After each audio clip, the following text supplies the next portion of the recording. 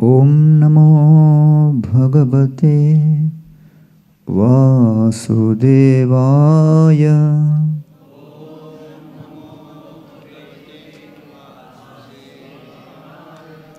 ओम नमो भगवते वासुदेवाय।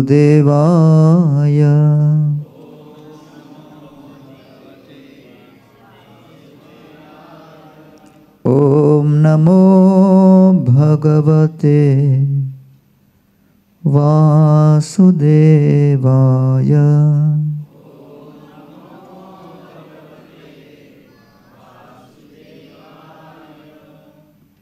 नारायणं नमस्कृत्य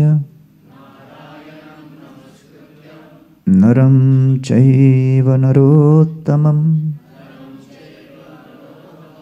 देवीं सरस्वतीं व्यासं ततो जयम् उदीरयेत्। नष्टप्रायेषु अभद्रेषु नित्यं भागवतः सेवया भगवति उत्तमश्लोके भक्तिर्भवति नैष्ठिकी। कृष्णाय वासुदेवाय देवकी नंदनाय च नंदगोपकुमाराय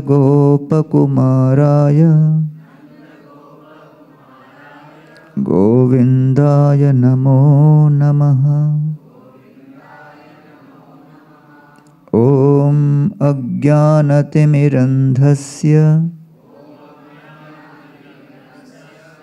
ज्ञानाञ्जनशलाकया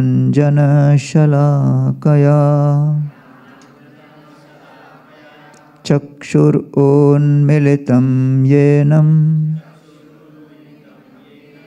तस्मै श्री गुरवे नमः।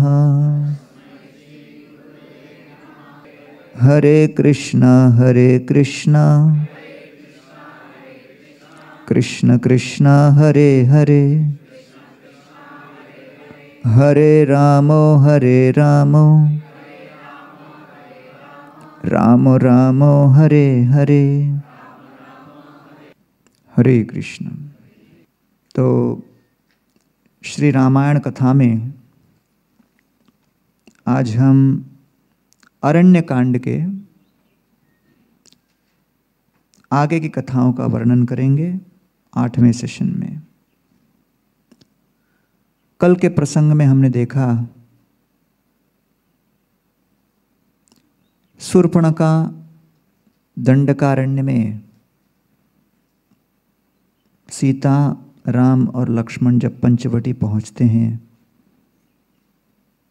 काम से अभिभूत शूर्पणखा प्रभु रामचंद्र जी की ओर आकर्षित होती हैं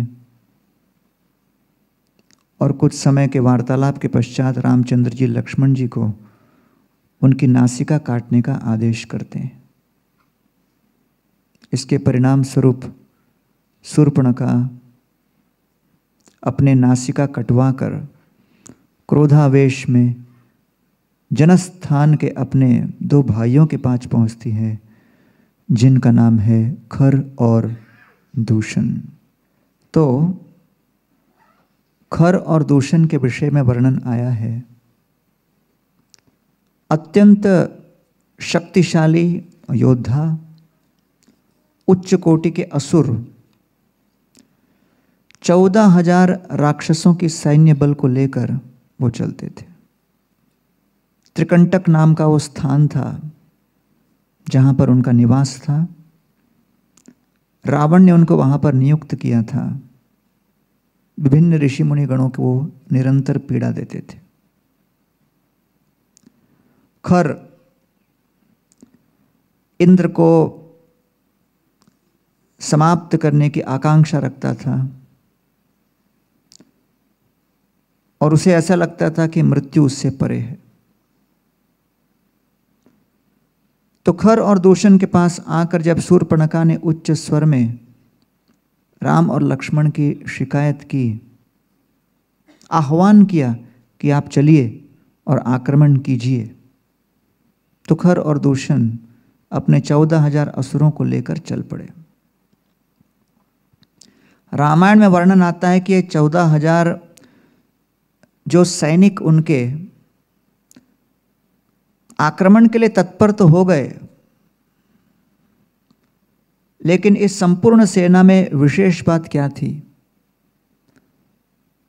14,000 के 14,000 हर सैनिक बड़े क्रोध में थे, विकराल क्रोध, जबरदस्त क्रोध में थे।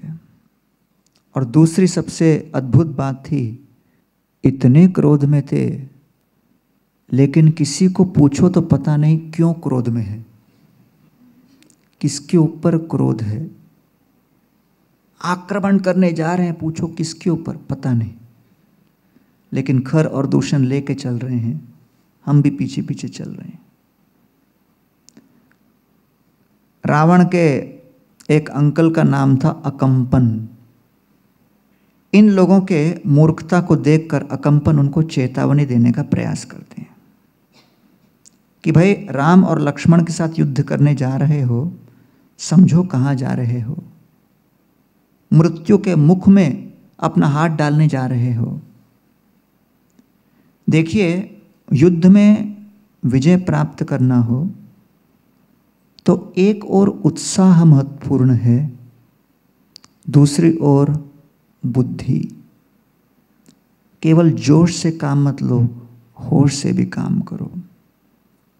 हाँ, अपने शत्रु की वास्तविक ताकत और शक्ति को पहचानने के पश्चात उनकी शक्तियाँ क्या हैं, उनकी दुर्बलताएं क्या हैं, उनका भली भांति विवेकपूर्ण मूल्यांकन करने के पश्चात ही कोई रणनीति बनानी चाहिए। न केवल मैं देख रहा हूं कि 14,000 असुर राजा सैनिक उत्साह के साथ क्रोधावेश में आगे बढ़ रहे हैं, लेकिन किसी को कोई आभास भी नहीं क्या करने जा रहे हैं। और सबसे महत्वपूर्ण, चारों दिशाओं में मैं विभिन्न प्रकार के अनिष्ट की आशंका देख रहा हूं। इतने विपत्तिपूर्ण, पापपूर्ण प्रकृति के अंदर चिन्ह परिलक्षित हो रहे हैं, जो ज्योतिष विद्या के अनुसार 100% हम सभी के विध्वंस का परिचायक है। आपको ये सब दिख नहीं रहा कि देखिए, आप सभी के बाण के ऊपर मक्खियां घूम रही हैं, आपका बायां हाथ और बाएं आंख डगमगा रही है। जिस घोड़े पर सवार हो और घोड़े को हिनाते हुए उत्साहपूर्वक चाप देते हुए भागना चाहिए, वो घोड़ा सो रहा है। जितने यहां पर सैनिक हैं, उन सैनिकों के गले में जो हार है, वो हार सड़ रहा है। आसमान से वज्रपात अचानक हो रहा है और इतनी रफ्तार और तीव्र गति से हो रहा है। भाई, इन सभी चिन्हों को देखकर थोड़ा विचार कीजिए।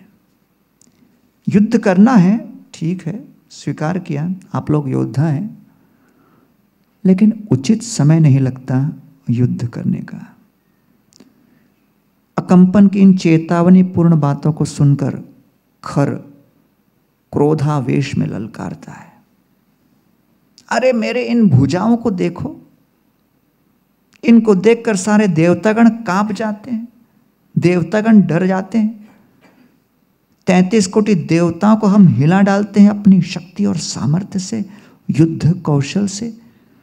आप राम और लक्ष्मण 2 मनुष्यों की बात करते हो।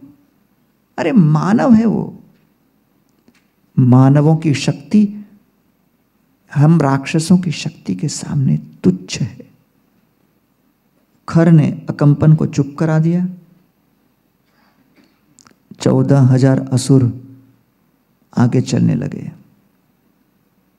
खर और दूषण आगे, और उनका साथ देने के लिए शूर्पणखा और सबसे पीछे 14,000 सैनिकों के पीछे थे अकंपन, क्योंकि अकंपन देखना चाहते थे कि कब पराजय होगी और जब सब पिटने लगेंगे, मरने लगेंगे, मैं भागूंगा। तो पहले ही तैयारी की थी उसने, पीछे ही था वो। दूसरा, उसने कुछ महिला के कपड़े भी पैक कर लिए थे। उसको लगा उचित समय पर जब रामचंद्र बहुत अधिक विकराल स्वरूप दिखाकर हावी होंगे, मैं ये कपड़े पहनकर भागूंगा, क्योंकि महिला को देखकर राम आक्रमण नहीं करेंगे। तो उसने पहले अपना इंश्योरेंस की व्यवस्था कर ली। राम लक्ष्मण को कहते हैं दूर से देखते हुए कि एक बहुत बड़ी जमघट आ रही है। लक्ष्मण, ऐसा लगता है युद्ध का समय आ गया है।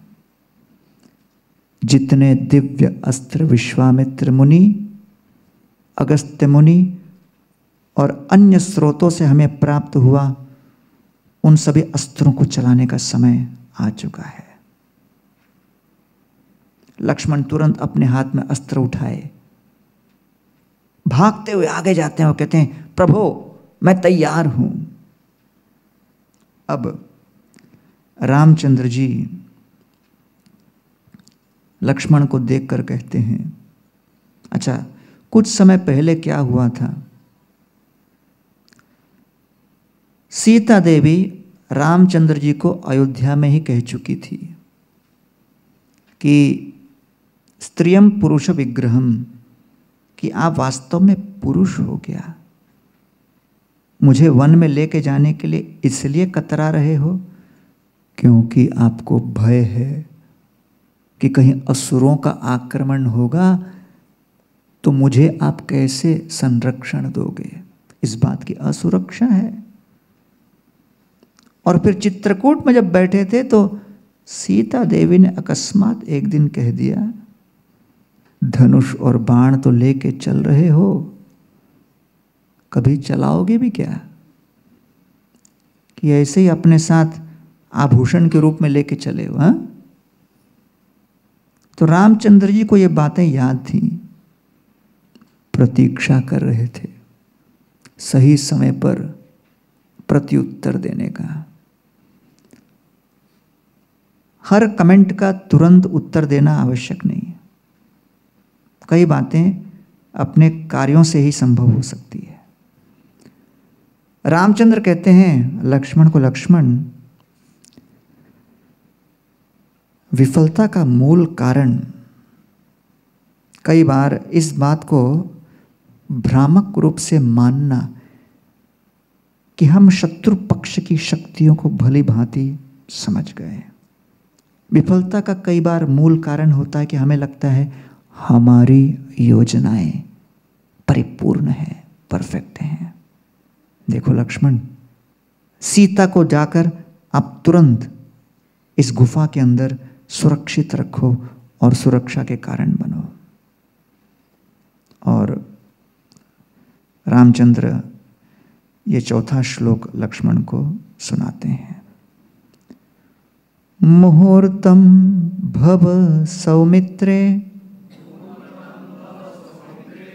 सीतायाः प्रत्यनन्तरः इमानस्या वधिष्यामि पदवीम आगतानिह।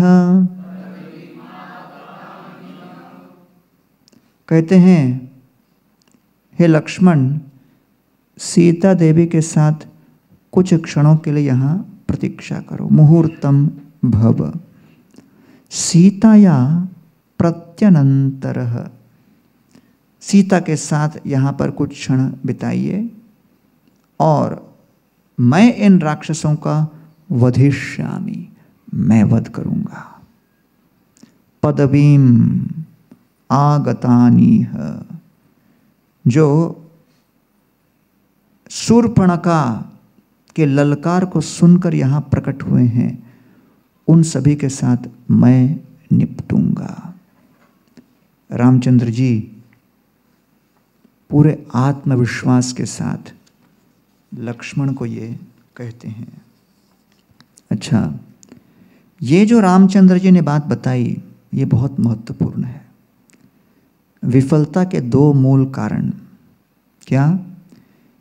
ये मानना कि हमें सब कुछ पता है, और दूसरा कि हमारी योजना भी परिपूर्ण है। My knowledge is perfect, my intelligence is perfect, and my planning is perfect. अगर किसी व्यक्ति को ऐसा लगता है वो भगवान के ऊपर निर्भर नहीं हो पाता, और इसलिए कहा गया है श्रीमद् भागवत में, नोद्विग्न चित्तो व्यसनेषु निस्पृह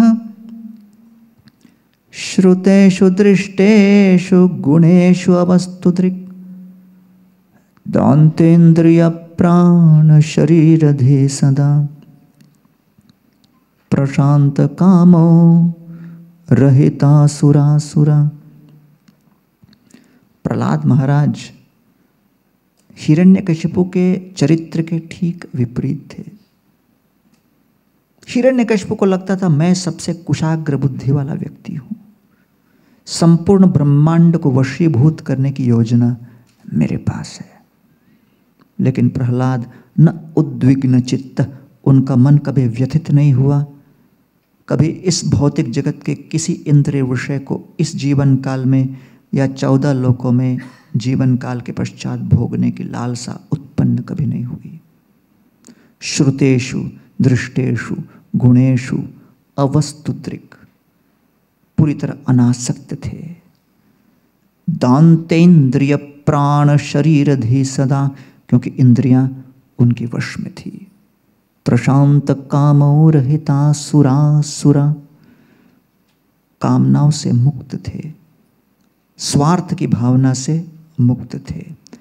इसलिए जब हम स्वार्थ की भावना से मुक्त होंगे तब भगवान पर निर्भर करने की क्षमता और शक्ति आएगी। और जब वैष्णवों के आदेश पर हम निर्भर होने की आदत डालेंगे, तब धीरे धीरे भक्ति के मार्ग में प्रवेश करने लगेंगे। पाया यार आज्ञा धन ब्रजेर वैष्णवगण, तारा मध्य मुख्य हरिदास, चैतन्य विलास सिंधु कल्लोलेर एक बिंदु ताहा कणा कोहे कृष्णदास। कविराज गोस्वामी कहते हैं, जो वैष्णवों ने मुझे आज्ञा धन दी है कि ये ग्रंथ निरूपण कीजिए, ब्रजेर वैष्णवगण, मैं इन सभी ब्रजवासी वैष्णवों के ऊपर पूर्णतः आश्रित हूं, निर्भर हूं। और इनके प्रमुख पंडित हरिदास, श्रीला रूप गोस्वामी पाद के वंशज, जो श्री गोविंद देव भगवान के मुख्य सेवक, उन्होंने मिलकर सभी मुझे आदेश किया, आप ये ग्रंथ लिखिए।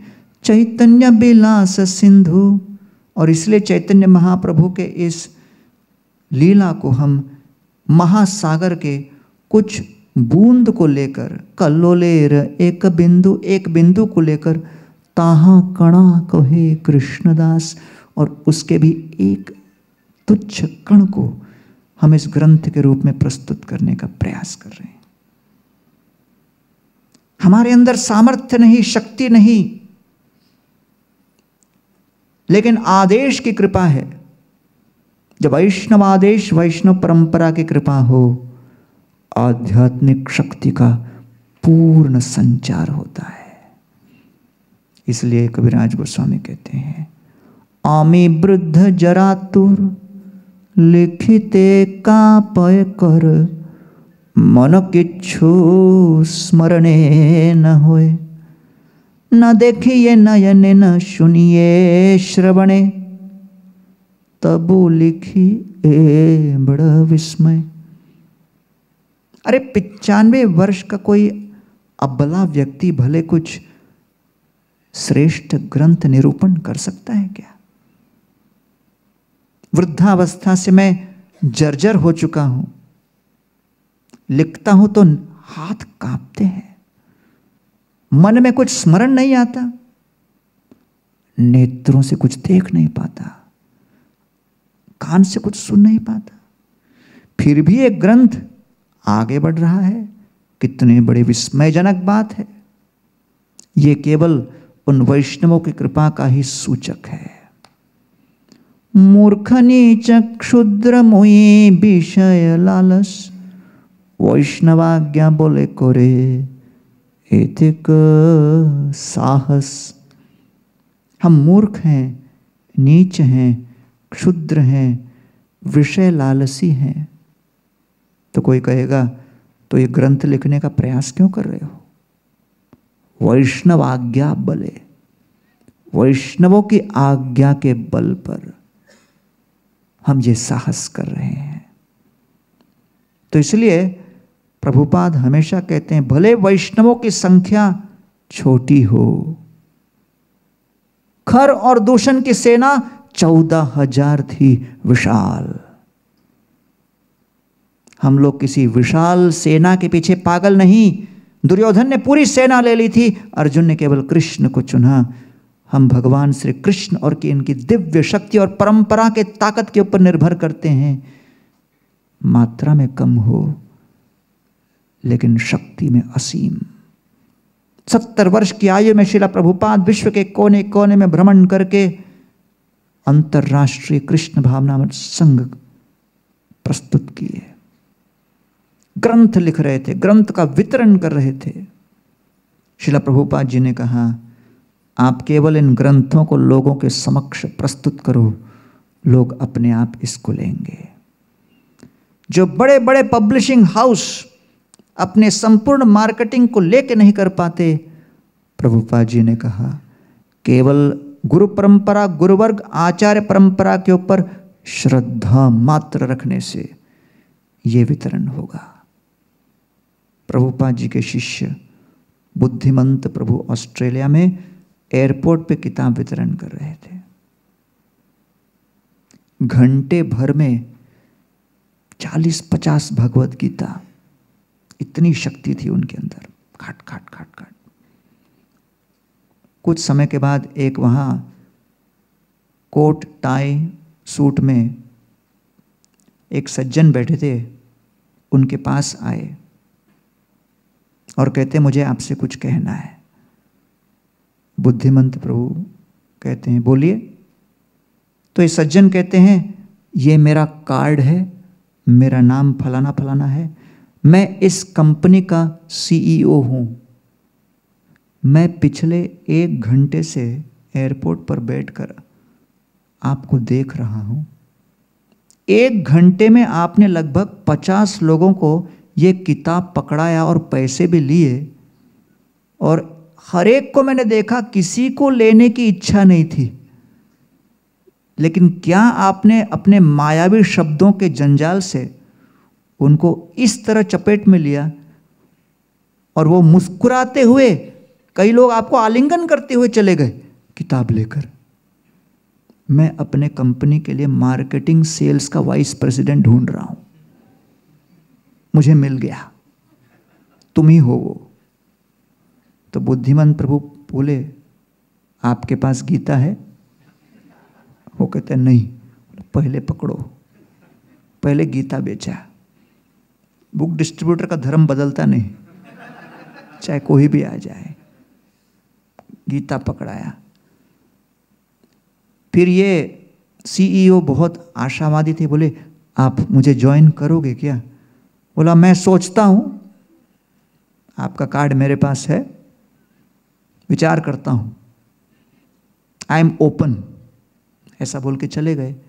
ये सीईओ बड़ी आशाओं के साथ चले गए। 1 हफ्ते के बाद बुद्धिमान प्रभु ने फोन किया, तो उसको लगा अरे शायद ज्वाइन करने के लिए फोन किया। तो बोला हाँ बताइए बताइए क्या निर्णय लिया आपने?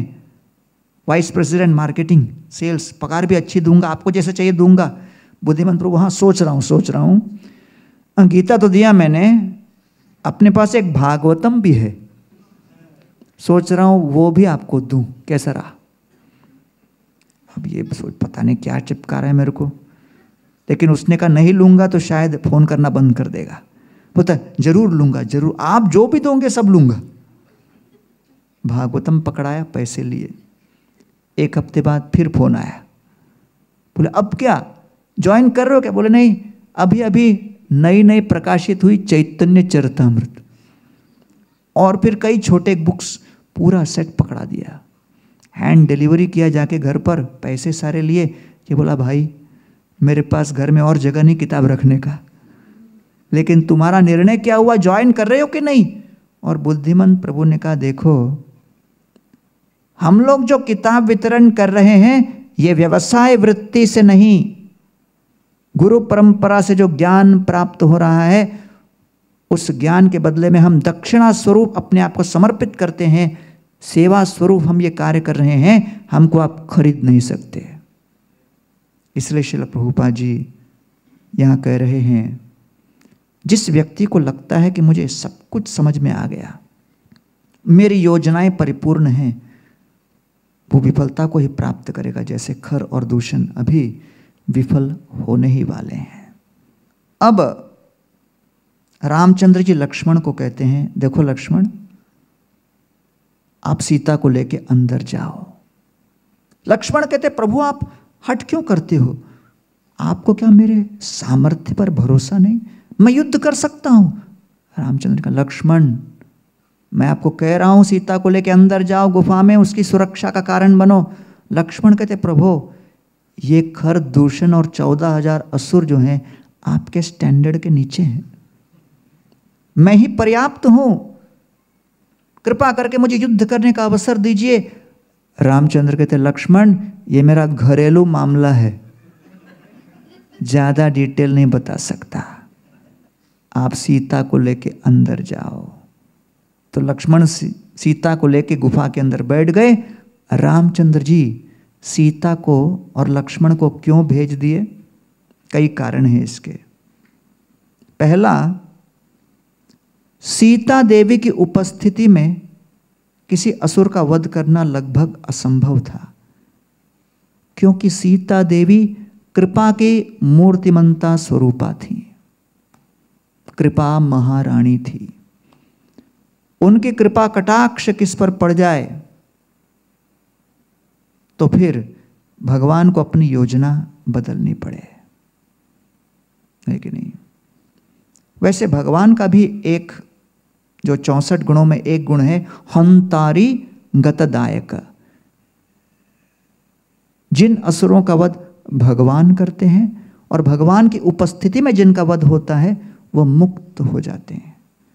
तथैव चान्ये नरलोकवीरा य आहवे कृष्ण मुखारविंदम नेत्रै पिबंतो नयनाभिरामम पार्थास्त्रपूता पदमापुरस्य। कुरुक्षेत्र की युद्ध भूमि में जितने भी योद्धाओं को अर्जुन ने बाण से मारा, मृत्यु के कुछ क्षणों पूर्व उन सभी योद्धाओं ने अर्जुन से पहले अर्जुन के सारथी भगवान श्री कृष्ण के सुंदर मुखमंडल का दर्शन करते हुए अपने मन में उल्लासित होकर क्षण भर के लिए विचार किया, अर्जुन के सारथी कितने सुंदर हैं, कितने आकर्षक हैं, कितने मनोहर हैं। कुछ क्षणों के लिए उनके मन में श्री कृष्ण को लेकर उनके सौंदर्य का विचार आने मात्र से सभी मुक्त हो गए। पदम आपुरस्य, सबको वैकुंठ की गति प्राप्त हो गई।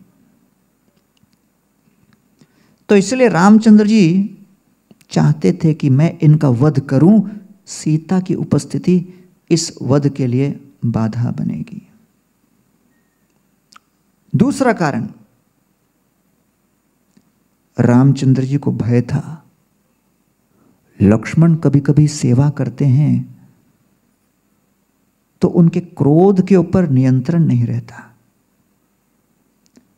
14,000 असुरों के युद्ध में यदा कदाचित अगर कोई बाण मेरे देह को लग जाए, मेरे देह को भेद दे और मेरे देह से रक्तपात होने लगे, तो उस रक्त की कुछ बिंदुओं को देखकर लक्ष्मण का क्रोध का पारा इतना चढ़ जाएगा कि न केवल ये 14,000 का वध करेंगे, लेकिन बिना अनुमति के, बिना रुके सीधा भागे भागे चले जाएंगे लंका तक और रावण के 10 सर काट के ही आएंगे। ऐसा होगा तो अपना जो मेन मिशन था वो रह जाएगा, बहुत बड़ा ड्रामा रह जाएगा, जो कि सीता का हरण वगैरह जो करवाना है। तो इसलिए रामचंद्र जी बिफोर टाइम कुछ नहीं चाहते थे।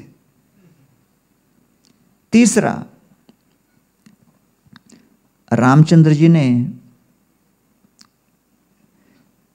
जितने ऋषि मुनि गण थे जो दंडक और जनस्थान उस क्षेत्र में नियमित रूप से जप तप करते थे, उनको वचन दिया था। और उनका वचन था कि हर परिस्थिति में मैं आप लोगों को इन राक्षसों के आक्रमण से बचाव करूंगा, संरक्षण दूंगा। तो अगर सीता देवी वहां होती और ये 14,000 असुरों को रामचंद्र अगर मार नहीं पाते तो फिर बेचारे ऋषि मुनिगण दुखी हो जाते। और फिर रामचंद्र जी का अपना व्यक्तिगत कारण भी था। सीता देवी ने जो एक कमेंट मार दिया था, उसका भी प्रतिकार करना था, उत्तर देना था।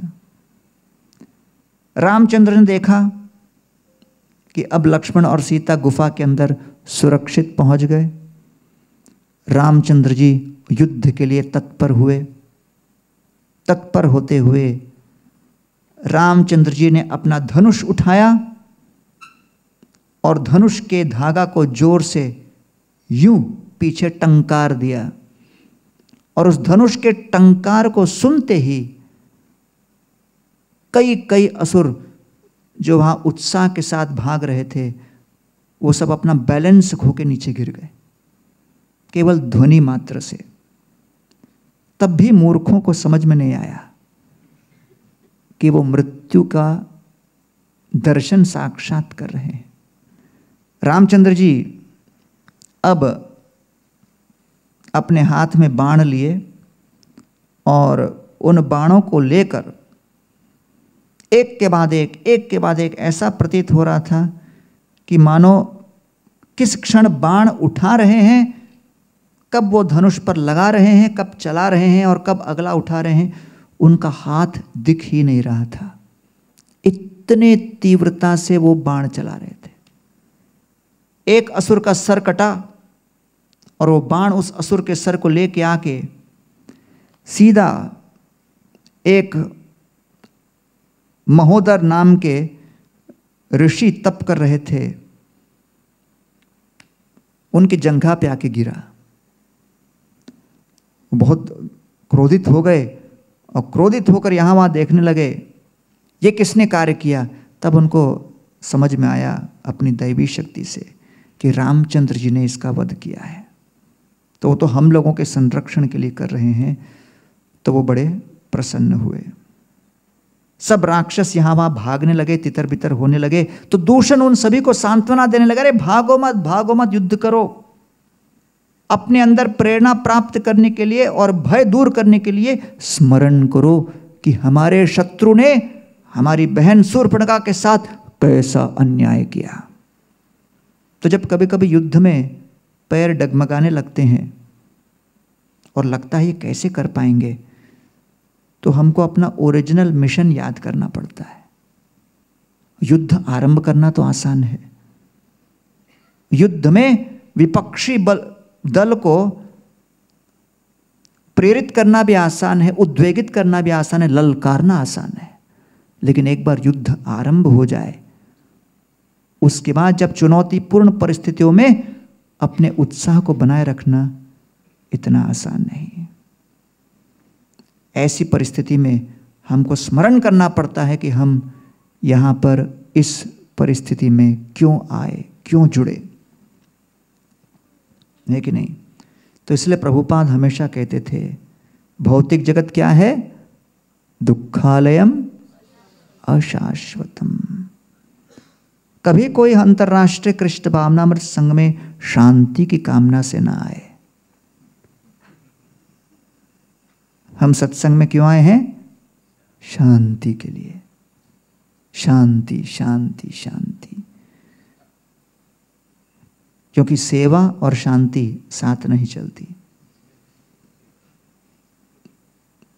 अगर स्वामी पुकार रहे हैं कि ये करो ये करो ये करो, और सेवक कहे ओम शांति, तो स्वामी क्या करे? इतने लोग भूखे हैं, लंच करना है, और किचन में सारे कुक बोले ओम शांति, तो आपकी उदर की शांति कौन करेगा? तो सेवा और शांति साथ में नहीं चलती। तो प्रभुपाद कहते थे भौतिक जगत ही अशांत स्थान है। यहां पर शांति मत ढूंढिए, सेवा ढूंढिए। आप रामायण की कथा सुनने क्यों आए हो? रामचंद्र के जीवन की अशांति को सुनने। रामचंद्र जी के परिवार में कितनी अशांति थी, लेकिन उस अशांति के बीच वो क्या कर रहे थे? सेवा। प्रभुपाद जी मेक्सिको में थे। उनके एक शिष्य सेवक उनकी मालिश कर रहे थे। मच्छर उस सेवक को काट रहे थे। सेवक प्रभुपाद जी के शरीर की मालिश करते करते देख रहे थे कि मच्छर उनको काट रहे हैं, सेवक को, लेकिन प्रभुपाद के ऊपर एक भी मच्छर नहीं बैठ रहा। तो बड़ी विस्मयजनक बात थी उनके लिए। कुछ समय देखते रहे, फिर रहा नहीं गया। प्रभुपाद को बोले प्रभुपाद जी एक ऑब्जर्वेशन है। प्रभुपाद ने कहा क्या बेटा? वो कहते हैं बड़े बड़े मच्छर मुझे काट रहे हैं, लेकिन एक भी मच्छर आपको नहीं काट रहे हैं, क्योंकि आप शुद्ध भक्त हो इसलिए। प्रभुपाद ने कहा हो सकता है मेक्सिको में ऐसा हो, लेकिन कलकत्ता में मच्छर भेदभाव नहीं करते। तो ये भौतिक जगत है, चाहे कोई असुर हो, नवदा भक्त हो, शुद्ध भक्त हो, ज्ञानी हो, योगी हो, जो भी हो, प्रकृते क्रियमाणानि गुणहि कर्माणि सर्वश अहंकार। 2005 में जब प्रथम बार मैं अमेरिका गया था, तो राधानाथ महाराज हमको ड्राइव करके लेके जा रहे थे शिकागो से कोलंबस से न्यू वृंदावन। तो हम लोग कोलंबस में किसी के घर पे रुके हुए थे, और फिर सुबह का समय था, तो मैं कुछ योगा वोगा कर रहा था अपने कमरे में। महाराज भी उसी घर में रह रहे थे। तो अचानक वो आए ढूंढते हुए, और फिर उन्होंने देखा मैं योगा कर रहा हूँ, तो मतलब मैं साइड से देख लिया कि वो खड़े हैं, लेकिन मैंने कहा थोड़ा और योगा के आसन दिखाता हूँ। महाराज भी जान ले कि भाई मैं भी थोड़ा बहुत योगा करता हूँ। तो वो भी कुछ देर खड़े रहे चुपचाप, और मैं भी अपना एक्टिंग किए जा रहा हूँ, ये आसन वो आसन। और फिर कुछ क्षणों के बाद फिर मैंने मुड़ा, फिर वो प्रणाम किया, ओ महाराज आप। महाराज ने कहा बड़े एक्सपर्ट योगी हो आप। मैंने कहा नहीं थोड़ा बहुत कर लेता हूँ। तो कुछ समय के बाद फिर हम लोग निकले, और कोलंबस से गाड़ी में बैठकर, महाराज जी का एक वैन था उस समय, उसका नाम उन्होंने दिया था वृंदा वैन। वृंदा वैन, तो उसमें हम लोग जा रहे थे। तो काफ़ी देर हो गई,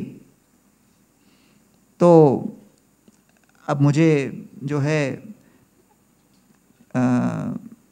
नेचर कॉल रिस्पॉन्ड करना था। तो मैंने कहा महाराज बहुत देर हो गई, थोड़ा हम ब्रेक लेते हैं, कोई टॉयलेट वगैरह है तो देखते हैं। महाराज ने कहा अरे तुम तो योगी हो भैया, अपनी योग साधना से और शक्ति से नियंत्रित कर लो। क्यों? मैंने कहा अरे बाबा सुबह का जो एक्टिंग किया भारी पड़ गया। फिर महाराज चलाते चलाते गाड़ी चलाते हंस रहे थे। फिर और 10 मिनट बाद पूछे क्यों योगी क्या चल रहा है? मैंने कहा योगी हार गया। तो फिर अगले टॉयलेट के पास रोक दिए फिर। तो चाहे हम इस भौतिक जगत में कितना भी शक्ति पालें, हमारे ऊपर कोई ना कोई शक्ति हमेशा रहेगी। इसलिए पराजय स्वीकार कर लेना चाहिए। रक्षके रहात मोहि के मोने छुटिब, के मोने प्रभुर संगे नीलाचले जाब। रघुनाथ दास गोस्वामी कहते हैं, कब मैं छूटूंगा और कब मैं नीलाचल आपके साथ चलूंगा। चैतन्य महाप्रभु दास गोस्वामी को कहते हैं, स्थिरे होइया घरे जाओ, नहाओ बातुल, क्रमे क्रमे पाए लोक भव सिंधु कुल। स्थिर हो जाइए, घर जाइए, जो आपको विधिवत उत्तरदायित्व दिए गए हैं उसको निभाइए। क्रमे क्रमे, काल क्रम से आपका उचित मार्ग प्रशस्त होगा, भगवान की इच्छा और अनुमति जब होगी तो। समय से पहले और अधिकार से परे कभी कोई सेवा नहीं मिलती। अंतरे निष्ठा कर, बाह्य लोक व्यवहार, अचिरे करिबे कृष्ण तोमार उद्धार। चैतन्य महाप्रभु कहते हैं, आंतरिक रूप से कृष्ण का स्मरण करो, बाहरी रूप से लोक व्यवहार में जुटे जाओ, बड़ा शीघ्र ही कृष्ण आपका उद्धार करेंगे। मन उतावला हो रहा है दास गोस्वामी का, कैसे भाई कैसे। वो कहते हैं, कुछ समय के पश्चात मैं वृंदावन जाऊंगा, वृंदावन से जब मैं लौटूंगा, वृंदावने देखी जबे आशिब नीलाचले, तबे तुम्हें आमा पाश आशिह कौन छले। वृंदावन जाकर मैं पुनः लौट के जब आऊंगा, तब आप मेरे पास किसी छल से पहुंच जाना। रघुनाथ दास गोस्वामी कहते हैं, अरे कौन से छल से पहुंचूं, मैं कैसे निकलूंगा भाई। मेरे पिता के सारे अनुचर, गुप्तचर, अंगरक्षक क्षण क्षण मुझे देख रहे हैं। चैतन्य महाप्रभु कहते हैं कि बेटा, आपका सामर्थ्य केवल इच्छा करने में है, उस इच्छा को पूर्ति करने का सामर्थ्य केवल कृष्ण के पास है। सेवा के द्वार कृष्ण खोलेंगे, आप केवल उस द्वार पर आहट देने का कार्य करो कि मैं सेवा के लिए तैयार हूं, तत्पर हूं, तीव्र इच्छा रखता हूं। केवल संकेत करो, आह्वान करो, आदेश करो कि मैं सेवक हूं, इच्छा रखता हूं। द्वार खोलने का उत्तरदायित्व उनका है। जबरदस्ती आप धक्का मारकर सेवा के द्वार को नहीं खोल सकते। से छले से काले कृष्ण स्फुराबे तुम्हारे, कृष्ण कृपा जारे तारे के राखीते पारे। उस समय जब अनुकूल समय हो गया और जब कृष्ण निर्णय लेते हैं कि आपको सेवा के लिए अनुमति देंगे, से छले से काले कृष्ण स्फुराबे तुम्हारे, कृष्ण के मन में आपको स्वीकार करने की स्फूर्णा जब जागृत होगी, से छले से काले कृष्ण, कृष्ण कृपा जारे तारे के राखी ते पारे, तब कृष्ण अपने प्रेममय हस्त कमल से और अपने प्रेम पाश से आपको अपनी सेवा की राजधानी में प्रवेश देंगे। और सर्वशक्तिशाली कृष्ण 33 कोटि देवताओं के स्वामी जब अपने प्रेम पाश के बंधन में लेकर आपको अपने निकट खींच लें, ब्रह्मांड की कौन सी ताकत है जो भगवान श्री कृष्ण के इस प्रयोग में बाधा बन सकती है। इसलिए भक्ति में कोई असुरक्षा का कारण कदापि किंचित नहीं हो सकता, क्योंकि हम सब भगवान श्री कृष्ण के प्रेममयी पाश बंधन में हैं। इसलिए यहां पर वर्णन किया गया है कि जब युद्ध करते समय भक्ति में आने के पश्चात विभिन्न प्रकार के चुनौतियां आक्रमण करने लगे और उन चुनौतियों के प्रभाव में श्रद्धा का विकास स्थगित होने लगे, श्रद्धा के ऊपर आक्रमण हो, आँच आए और हमारी श्रद्धा की आधारशिला ही डगमगाने लगे, तब हमें चाहिए कि वैष्णव सत्संग में हम पुनः इस बात का स्मरण करें कि हम भक्ति में, भक्तों के वैष्णव संग में किस मिशन को लेके आए हैं। सेवक बनकर दास भाव से केवल कृष्ण और वैष्णवों को संतुष्ट करने हेतु आए हैं, अन्य दूसरा कोई भाव हमारे मन में नहीं है। माया दासी प्रेम मागे इत्थे की विस्मय, साधु कृपा नाम बिना प्रेम न जन्मय। साधुओं की कृपा के और हरिनाम के प्रेम कभी उत्पन्न नहीं हो सकता।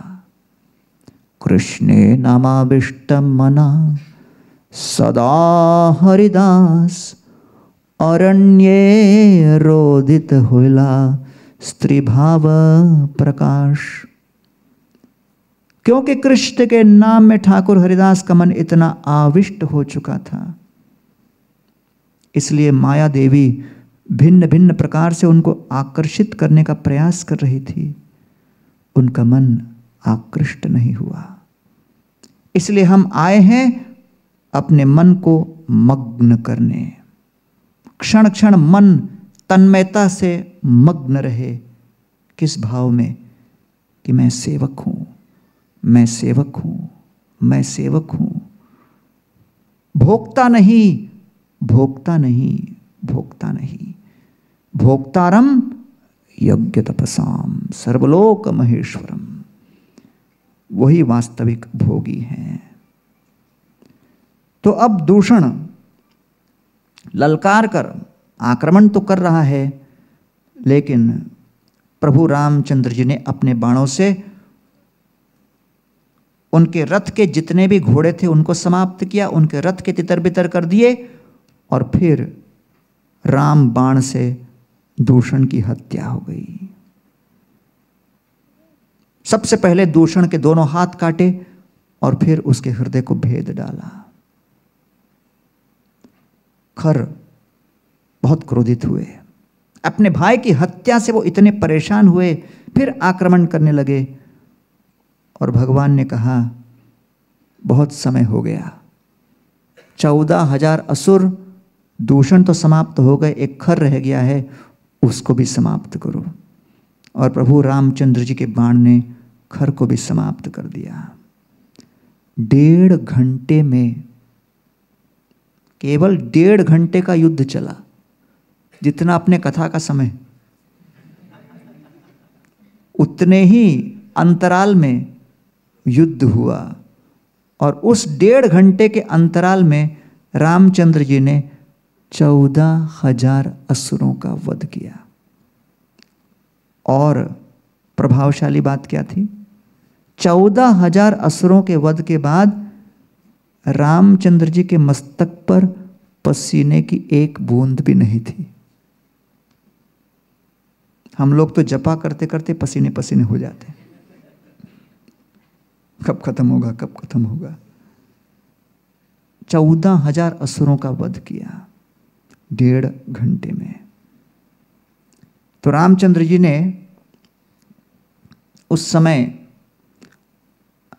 खर को मारते समय अगस्त्य के धनुष का प्रयोग किया। अगस्त्य का धनुष जो विष्णु से प्राप्त हुआ था, विष्णु जी ने ऋचिक को दिया, ऋचिक ने जमदग्नि को, जमदग्नि ने परशुराम को, परशुराम ने रामचंद्र को और वरुण को। तो जब खर को मार रहे थे तो उस समय खर इतनी तीव्र गति से आ रहा था और रामचंद्र जी के बिल्कुल निकट पहुंच गया। और जब अपने हाथ में गदा लेकर मारने ही वाले थे, रामचंद्र जी ने उनका गदा को समाप्त किया। गदा जब समाप्त हुआ तब भी खर रुका नहीं। वो रामचंद्र जी के बिल्कुल निकट आके एक बड़ा सा पेड़ उठाया और उस पेड़ को रामचंद्र जी विच्छिन्न कर दिया। अब फिर खर के पास दूसरा चारा ही नहीं था, केवल अपने हाथों से राम पर आक्रमण करने आए। राम को लगा खर अर्थात गधा, और ये जिसने इतने ऋषि मुनि संतों की हत्या की है, इसका स्पर्श मुझे नहीं होना चाहिए। सामान्यतया क्षत्रिय कभी पीछे नहीं हटते, लेकिन खर को स्पर्श करने की आशंका से भयभीत होकर रामचंद्र 2 कदम पीछे हटे, फिर बाण चलाया, फिर उसका विध्वंस किया।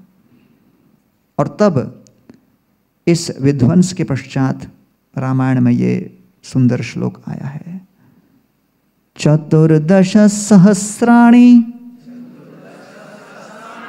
रक्षसां भीमकर्मणां हतान्येकेन रामेण मानुषेण पदातिना। 14,000 राक्षसों को रामचंद्र जी ने केवल अपने पैर पर खड़े होकर, कोई रथ नहीं, कोई सारथी नहीं, कुछ नहीं, अकेले ही समाप्त किया। 14,000 का वध हुआ, केवल 2 लोग बच के भागे। शूर्पणखा बहुत उत्साह के साथ आगे आई, जब देखा कि सबकी हत्या हो रही है, शूर्पणखा धीरे धीरे पीछे भागने लगी। और फिर पीछे तैयार तो खड़े ही थे अकंपन, और हाथ में अपना फैंसी ड्रेस लेके आए थे। फटाफट उन्होंने अपना स्त्री का वस्त्र धारण करके इस तरह से सब पहन लिया, और राम ने देखा कोई महिला है, छोड़ दिया, अकंपन भागे। अकंपन और शूर्पणखा भागे भागे गए रावण के पास। तो अब जैसे ही ये युद्ध समाप्त हुआ, सीता देवी बाहर आई, खिलखिलाकर हंसते हुए, हाथ में वरमाला लेकर रामचंद्र जी को पहनाती है और कहती है, प्रभु आपके इस पराक्रम को आज जो मैंने देखा वो अद्भुत था। वास्तव में महेश चाप के बाद, उठाने के बाद, जब हमारा विवाह हुआ, उसके बाद मैं भूल ही गई थी कि आप इतने पराक्रमी हो। बीच बीच में रिमाइंडर लगता है। और सीता देवी कहते, प्रभु मैं तो अपना सौभाग्य मानती हूं कि आज मेरे पिता जनक यहां खड़े होकर आपको अपना पराक्रम दिखाते हुए देख नहीं रहे थे। राम ने कहा, क्यों? जनक का क्या कनेक्शन है? सीता कहते, अगर जनक महाराज खड़े होकर आपके इस पराक्रमी रूप को देखते तो हो सकता है मेरी दूसरी बहनों का भी विवाह आपके साथ ही कर डालते। तो रामचंद्र जी इस लीला के माध्यम से क्या प्रदर्शित करना चाह रहे? ये 14,000 असुर किसका प्रतिनिधित्व करते हैं? हमारे मन के अंदर 14,000 से भी ऊपर भोग करने की प्रवृत्तियां, वासनाएं विद्यमान हैं। अनगिनत वासनाएं हमको परेशान कर रही हैं, आक्रमण कर रही हैं। हम सभी के हृदय के अंदर भी वो ऋषि, वो संत, महात्मागण बैठे हैं, तप करना चाहते हैं, जप करना चाहते हैं, भक्ति करना चाहते हैं, लेकिन ये नालायक वासनाएं असुरों की तरह निरंतर आक्रमण करती रहती हैं। भुक्त भोगा परित्यक्ता दृष्ट दोषा च नित्यश न ईश्वरस्य शुभम धत्ते स्वे महिम्नि स्थितस्य च। और ये भोग करने की लालसा पूर्ण करने का प्रयास करते हैं तो पश्चाताप होता है, और फिर लगता है हतोत्साहित होकर भक्ति करें कि नहीं करें। तो इन सब बातों को देखते हुए रामचंद्र जी ने कहा, जब तक आप हमें आह्वान नहीं करोगे तब तक इन असुरों का, इन वासनाओं का वध कोई नहीं कर सकता। यहां पर राम बाण काम आया, हमारे हृदय में राम नाम काम आएगा। इसलिए नियमित रूप से हमें लेना है। दूसरा, रामचंद्र जी खर के माध्यम से बतलाना चाहते थे कि खर और दूषण अहंकार और दर्प के, अभिमान के प्रतीक हैं। अहंकार अर्थात मैं ही केंद्र हूं, और दर्प अर्थात मैं ही सबसे आगे हूं, बाकी सब मेरे नीचे हैं। अपने आप को सबसे अधिक श्रेष्ठ सिद्ध करने की लालसा, दर्पम। तो जब तक ये अहंकार और दर्प मन में रहेगा तब तक हम भक्ति में आगे नहीं बढ़ सकते। और ये अहंकार और दर्प किसके सेवक हैं? काम के मूर्तिमान स्वरूप रावण के। रावण जो दिन में शक्ति के मद से चूर रहता था और रात्रि को काम वासना और मदिरा के, तो निरंतर वो नशे में रहते थे। ऐसे नशे में जो बना रहेगा वो अपने जीवन को कभी संतुष्ट नहीं रख सकता। इसलिए भागवत में जब हिरण्यकशिपु का वर्णन आता है, इतनी शक्ति प्राप्त कर ली लेकिन संतुष्ट थे नहीं। स इत्थम निर्जितककु एकराड विषयान प्रियान यथोपजोषम भुंजानो न तृप्यत अजितेन्द्रिय। तृप्त नहीं थे, इंद्रियां वशीभूत नहीं थी। तो इसलिए हम इंद्रियों को समर्पित कर रहे हैं विषय भोगों में, भोग की लालसा में। गौरा पहो ना भाजिया मैनु प्रेम रतन धन हेलाय हराइनु। श्री चैतन्य महाप्रभु के चरणों को छोड़कर हम इंद्रिय विषय भोग में लग गए। अधन यतन धन धन त्यागीनु आपन कर्म दोषे आपनी डूबिनु। हमारे मन के भटकने के पीछे उत्तरदायित्व किसका है? इनका है, उनका है, इनका है? नहीं, अपना है। आपन कर्म दोषे आपनी डूबिनु। हम ही गले में फांसी का फंदा डालकर डूब रहे हैं। और तब जब कोई विषय भोग भगवान श्री श्री राधा कृष्ण से अधिक श्रेयस्कर, अधिक रुचिकर, मीठा, आकर्षक लगने लगता है, तो धीरे धीरे हम सत्संग से दूर होने लगते हैं।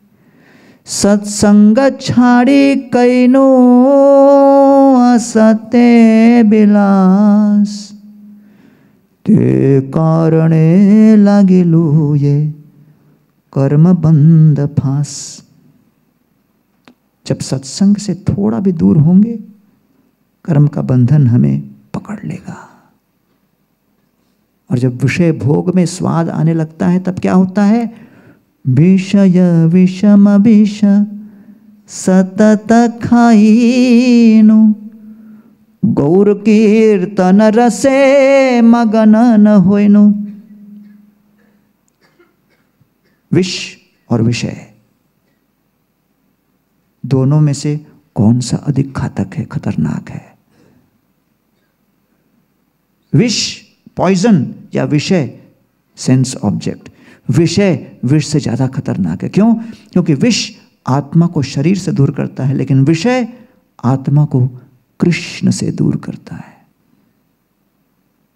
केनोवा आछे प्राण की सुख पाइया नरोत्तम दास केनो नागेलो मारिया। अरे मैंने मानव जीवन प्राप्त करके भी अपने इंद्रियों को विषय भोग में ही लगाया, श्री कृष्ण की भक्ति पालने का अवसर त्याग दिया। मेरे जीवन का क्या लाभ? इसलिए ये खर, दूषण, रावण, ये सभी काम वासना से जनित अहंकार, दर्प इत्यादि के आधार पर मैं भोक्ता हूं, मैं स्वामी हूं, मैं नियंता हूं, ऐसे मनगढ़ंत भ्रांतक भ्रामक धारणाओं में हमें बुरी तरह फंसा देती हैं। रावण लंका के राज सिंहासन पर विराजमान, उनके मंत्रिमंडल के सदस्य, गुप्तचर, संदेशवाहक, दूत, भिन्न भिन्न प्रकार के दूसरे उनके साम्राज्य के प्रतिष्ठित लोग सब रावण की जय सुना रहे थे। तभी अचानक एंट्री हुआ, भागती हुए और घबराए हुए, जोर जोर से श्वास लेते हुए 2 महिलाओं का। एक महिला को तो पहचान लिए, शूर्पणखा, और सब लोग देख रहे थे ये दूसरी महिला क्यों, कौन है, अलग ही फैशन है, अद्भुत लग रही है। और जब पास में आए तो रावण ने पहचाना, अरे ये तो मेरे मामा हैं अकंपन। तो बोले, अरे मामा जी, मामी बनकर क्यों आए हो, ये वस्त्र क्यों धारण किया आपने। सब जोर जोर से ठहाका मारने लगे कि देखो अकंपन कैसे महिला बन गया, ऐसे क्यों आए हैं। तब अकंपन कहने लगे, मूर्खों हंसो मत, मैं तो जान बचा के आया हूं वृत्तांत सुनाने, आप लोगों को बचाने, नहीं तो जो हादसा वहां हुआ आपको समाचार देने वाला भी कोई नहीं बचता था। रावण ने कहा, क्या हुआ। तो कहा, अरे 2 मनुष्यों में से एक अकेला राम अपने हाथ में धनुष बाण लेकर 14,000 लोगों का वध कर दिया, खर और दूषण भी समाप्त हो गए, कहाँ गए वो ही जाने। तो यहाँ पर जो है रावण इस बात को सुनकर घबरा गए, बोले ये क्या हुआ। तो अकंपन कहते हैं, ये राम बहुत शक्तिशाली व्यक्ति है, बहुत खतरनाक व्यक्ति है और उनसे बचना बहुत आवश्यक है। तब शूर्पणखा वहाँ खड़ी हैं, वो कहती है, अरे तुम मेरे भाई हो, नालायक, बचा भी नहीं सकते, खर और दूषण भी मारे गए और देखते देखते आप भी समाप्त हो जाओगे। रामचंद्र के बाण के सामने कोई जीवित नहीं रह सकता। और फिर पता है क्या, हमने किसके दर्शन किए, सीता के, सर्वांग सुंदरी सीता। अब देखिए यहाँ पर एक श्लोक आया है, पीछे जाइए, हाँ 39वां श्लोक। तम दृष्ट्वा शत्रुहंतारम महर्षिणां सुखावहम बभूव हृष्टा वैदेही भर्तारं परिशश्वजे।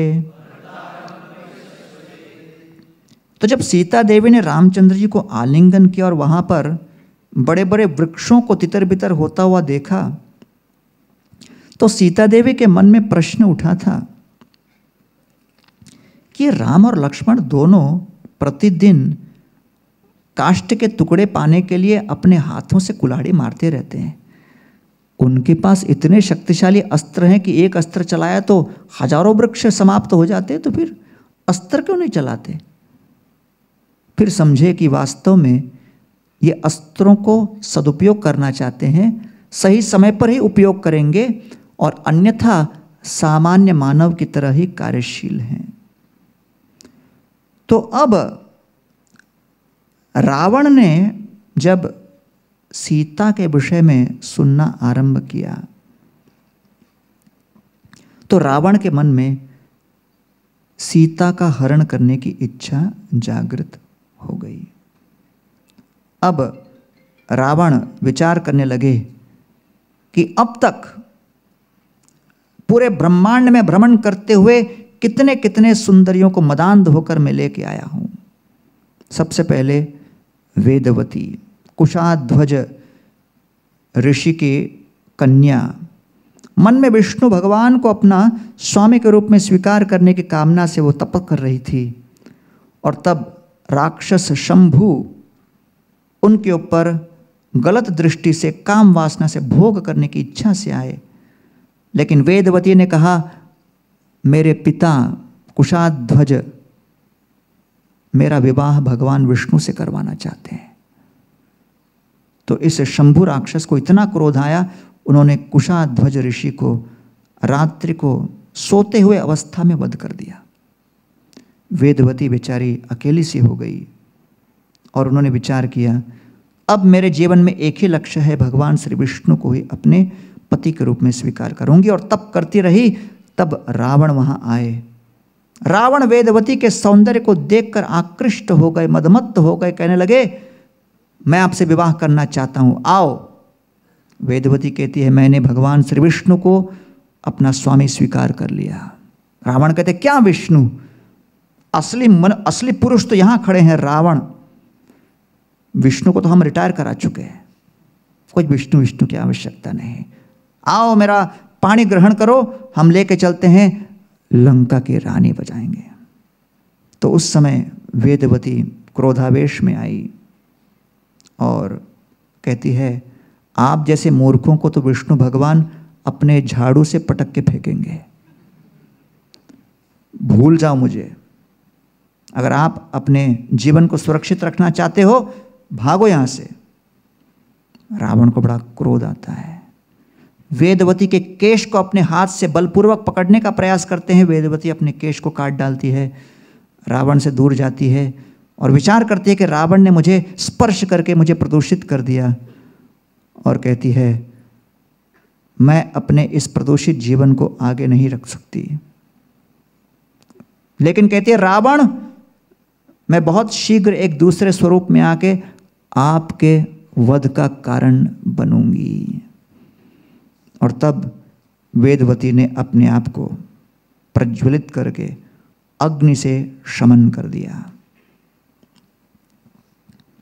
तो यही वेदवती आगे चलकर माया सीता का रूप धारण करेगी। फिर रावण भ्रमण करते करते, ये सब जब हुआ तो कैलाश पर्वत के आसपास पहुंच गए थे और नलकूवर के जो अर्धांगिनी थी जिसका नाम था रंभा, रंभा उनके समक्ष आए और रंभा नलकूवर के घर में प्रवेश करने ही वाली थी।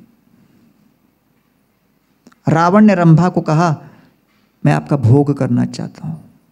रंभा ने कहा नहीं, मैं तो नलकूवर की पत्नी हूं। रावण ने कहा नहीं, अभी इसी क्षण भोग करूंगा। और जब भोग किया, नलकूवर को मालूम पड़ा कि रंभा के साथ इस तरह व्यवहार रावण ने किया है। नलकूवर ने अभिश्राप दिया, भविष्य में यदा कदाचित रावण कभी किसी महिला के साथ बलपूर्वक उसकी इच्छा के विरोध में भोग करने का प्रयास जब करेगा, उसका सर तत्क्षण हजारों टुकड़ों में टूट जाएगा। फिर रावण कैलाश पे थे ही तो सोचा शिवजी के भेंट कर लें। शिवजी के पास गए, लेकिन शिवजी से ज्यादा शिवजी के बगल में बैठी पार्वती देवी के ऊपर दृष्टि गई। फिर रावण तो वैसे ही शिवजी को संतुष्ट कर चुके थे, तो शिवजी ने कहा क्या इच्छा करते हो? तो रावण कहते हैं शिवलिंग और आपके बगल में जो बैठी है ना, बहुत आकर्षक लग रही है, वो पार्वती। इतने निर्लज थे रावण। शिवजी भी कहते हैं तथास्तु। अब शिवजी तथास्तु बोले तो पार्वती मुड़ के देखती, बोली ये क्या कर रहे हैं? तो शिवजी कहते हैं अरे भगवान विष्णु की कुछ लीला है। तो पार्वती देवी विष्णु से प्रार्थना करने लगी, प्रभु बचाओ। तब विष्णु तुरंत चंदन से एक सुंदर महिला को निर्माण करते हैं और वो महिला बिल्कुल पार्वती जैसी दिखती है। और उस महिला को लेकर विष्णु जी ने मय दानव के हाथ में पातालोक में दे दिया और कहा पार्वती को चिंता मत करो, रावण के पास साथ आगे चलो, आगे मैं लीला करूंगा। वो जो चंदन से महिला तैयार करके जो पार्वती के आकार की ही दिखती थी, उसका नाम दे दिया विष्णु ने मंडोदरी। तो मंडोदरी मय दानव के पास नीचे आ गई। अच्छा, अब रावण पार्वती को लेके चले लंका की ओर। रास्ते में अचानक एक बूढ़े से ब्राह्मण दिखे जैसे रावण और पार्वती को आते हुए देखे, ब्राह्मण जोर से हंसे, ठहाका मार मार के हंसे, बेवकूफ बन गए, बेवकूफ बन गए, बेवकूफ बन गए बोलने लगे। रावण बोले, हे कौन बेवकूफ बन गया? ब्राह्मण बोलते, छोड़ो नहीं बताऊंगा। बोले, बेवकूफ बन गए, कौन बन गए? और जोर से हंसे, और जोर से हंसे, एक और बेवकूफ, एक और बेवकूफ, 55 लोग हो गए बेवकूफ। अभी स्कोर 55 है। बोले, क्या स्कोर? अरे छोड़ो। रावण कहता है, बताओ नहीं तो मारूंगा।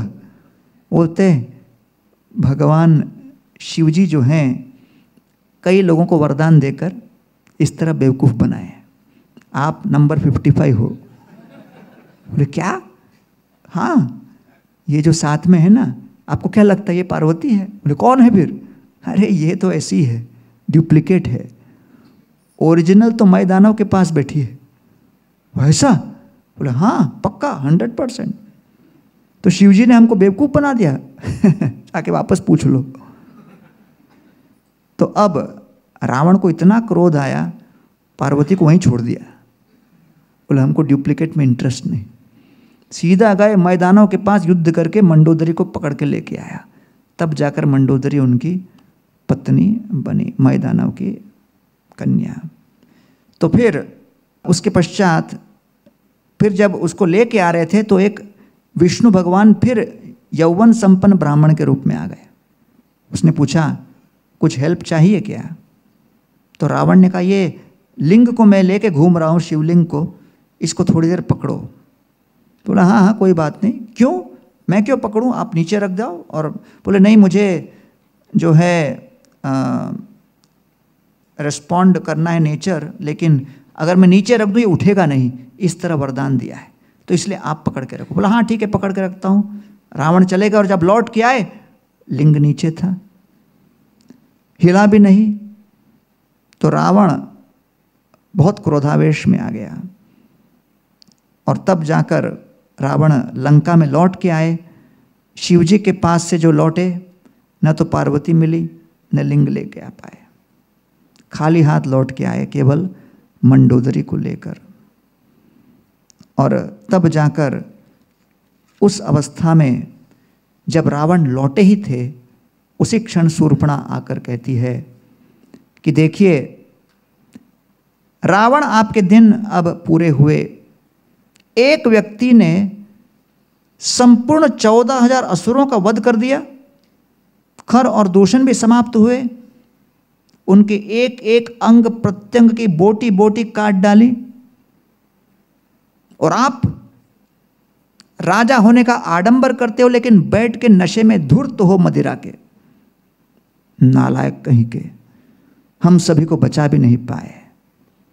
और आपको लगता है कि आप अपने अंतःपुर में कितने सुंदर सुंदर रानियों को लेके आए हो, आपको बड़ा अभिमान होता है। अरे असली सुंदरी को तो आपने देखे ही नहीं। सौंदर्यशाली, सर्वांग सुंदरी, सर्व आकर्षक सीता है, स्वर्ग के अमृत का कलश है वो।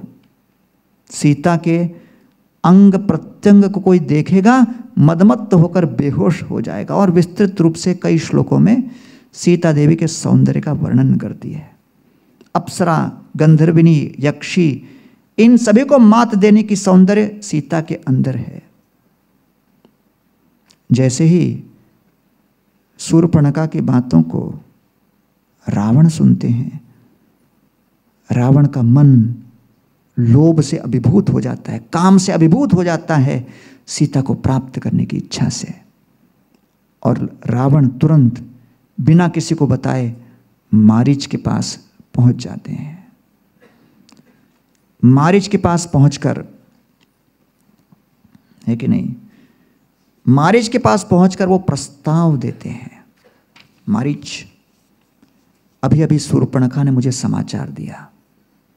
अब देखिए, तब तक रावण जितनी रानियां यहां वहां से उठा के लाए थे उनसे संतुष्ट थे। एक दृष्टि से संतुष्ट तो कभी नहीं थे, लेकिन फिर भी उनका मन इतना उद्वेगित नहीं था। लेकिन शूर्पणखा की वाणी ने उनके मन में ऐसी छवि उत्पन्न करी कि मुझे ये भी वस्तु चाहिए। इच्छा कहाँ से उत्पन्न होती है? प्रचार प्रसार के माध्यम से, जो शब्द के माध्यम से दृश्य देखते हैं, उससे हमारे मन में इच्छा उत्पन्न होती है। तो इसलिए उस समय शूर्पणखा के शब्द ध्वनि से रावण के अंदर इच्छा जागृत हुई। शूर्पणखा.com प्रसारण किया उन्होंने, और तब रावण की इच्छा जागृत हुई। इसलिए प्रभुपाद कहते थे, भौतिकवाद के प्रचार को काटने के लिए आध्यात्मिक प्रचार और शब्द ध्वनि आवश्यक है। इसको कहते हैं संकीर्तन। संकीर्तन अर्थात देखे नित्यानंद प्रभु कहे भक्त गणे, यही रूपे नृत्य आगे होबे ग्रामे ग्रामे। नित्यानंद प्रभु ने भविष्यवाणी की कि इस प्रकार का प्रचार प्रसार शब्द ध्वनि का हर गांव में, विश्व के कोने कोने में होगा। श्रील प्रभुपाद चाहते थे कि भक्तगण हरे कृष्ण आंदोलन के गीता, भागवत, रामायण इत्यादि ग्रंथों का प्रचार प्रसार करें, जिससे भौतिकवाद का प्रचार प्रसार का प्रतिकार हो सके। अन्यथा शूर्पणखा का ही संप्रदाय सब जगह फैला हुआ है। ये देखो, सुंदर वस्तु भोग करने के लिए आप क्या कर रहे हो? भोग नहीं कर रहे हो, मूर्ख हो, क्या हो? हर प्रकार का प्रस्ताव इस जगत में केवल भोग की ओर आपको आकर्षित कर रहा है।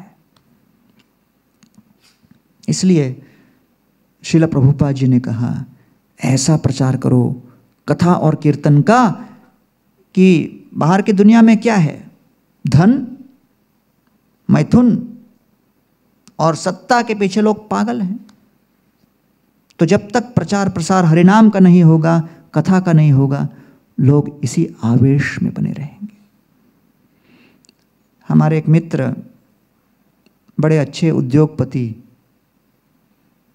हरे कृष्ण आंदोलन से जस्ट जुड़े थे, बड़ा बिजनेसमैन फैमिली था।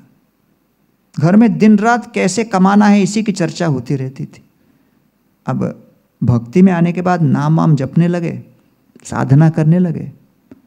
अचानक एक दिन उनको अंदर से एक ध्वनि सुनाई पड़ी। माला करके जैसे खत्म किया, एक ध्वनि सुनाई पड़ी कि बहुत बड़ी आर्थिक समस्या आने वाली है, ये फलाना फलाना शेयर इस कंपनी का बेच डालो। अंदर से प्रेरणा हुई तो जाके अपने पिताजी को कहते हैं, ये शेयर्स जो हमने लिए हैं इसको बेचना आवश्यक है। पिताजी ने कहा, क्यों? किसने कहा?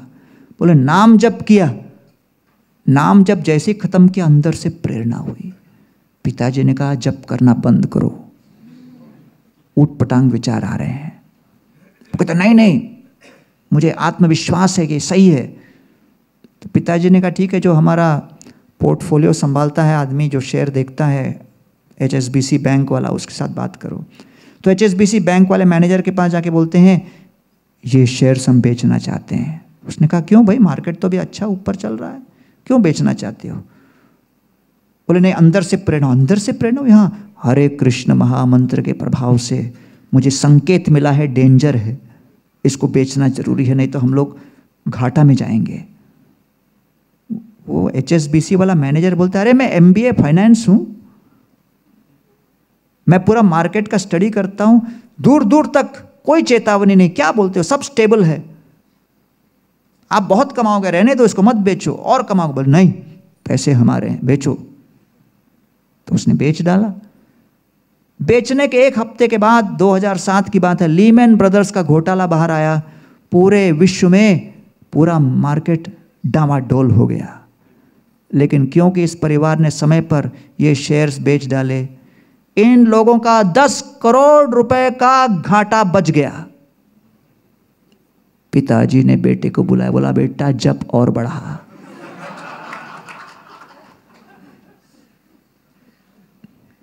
HSBC वाले मैनेजर ने बुलाया, बोले, यार वो मंत्र क्या था बताना। वो HSBC वाला मैनेजर HSBC की नौकरी छोड़कर माला जपना स्टार्ट किया। PhD में ज्वाइन हो गया और फिर अभी 16 माला जप कर रहा है। तो विश्व में आर्थिक समस्या आने पर कुछ लोगों का परमार्थिक उन्नति हो जाती है। तो इसलिए यहां पर प्रभुपाद जी कहते थे कि जो इंद्रिय विषय भोग का प्रचार है उस प्रचार को हमें काटना आवश्यक है। तो अब मारीच को रावण कहता है। मारीच, एक स्वर्णिम मृग का रूप धारण करो, पंचवटी में जाओ, सीता देवी के मन को लुभाओ, राम और लक्ष्मण को किसी कारण से दूर ले जाकर सीता को अकेला एक स्थान पर उनके कुटिया में रहने की जब अवस्था होगी, मैं आके उसका हरण करूंगा। मारीच, तुम मेरे सबसे निकट के प्रेमी विश्वास पात्र अनुयायी हो। मारीच परेशान हो गया सुनकर, राम का नाम सुन के ही घबरा गया, क्योंकि 2 हादसे हो चुके थे। पहली बार जब राम केवल 12 वर्ष के थे, अंडर ट्रेनिंग थे, ट्रेनी का जब बाण लगा तो 100 योजन दूर जाके गिरा। और दूसरी बार 2-3 असुर के साथ मिलकर गए, तब बाण चलाया, चलाने वाले थे उनके दोनों मित्रों को मार दिया और मारीच भाग गया तब तक। और तब से मारीच आकर बैठा हुआ है दक्षिण भारत के इस वनों के बीच, जहां पे वो देखता है वृक्षों में उसको राम ही दिखते हैं।